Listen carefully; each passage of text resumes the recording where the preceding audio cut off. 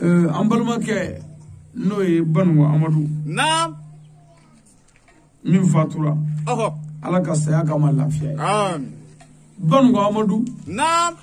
sisan a denw bɔra Bamako naam kana don i la o kɛra ka taa an sɔrɔ an ka denbaya la naam k'u nana u ɲɛ dan kan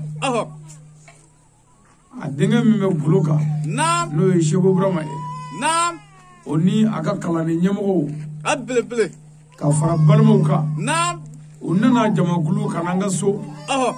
k'u nana u ɲɛ da an kan naam u ɲɛda kɔfɛ ko u nana laya sagajigi d'an ma naam ani nasɔgɔ o ka kan k'u ka dugawu k'u ka du ye o ɲɛna u nana ni sagajigi ye naam ka wari don an bolo an kun b'o waju la sisan du la o kɛra bon farikolo sɛgɛnnen don naam o kɛra tileko yɛrɛ de koyi selifana seli kɔfɛ mɛ yan'o cɛ naam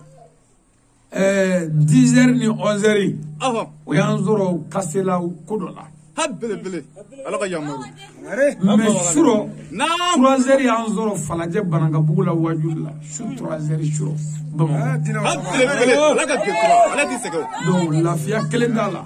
misiritu wajuli su in na n bɛ fɛ ka fila ni dɛbɛ la bon pour que k'a kɛ k'a ja k'a wasa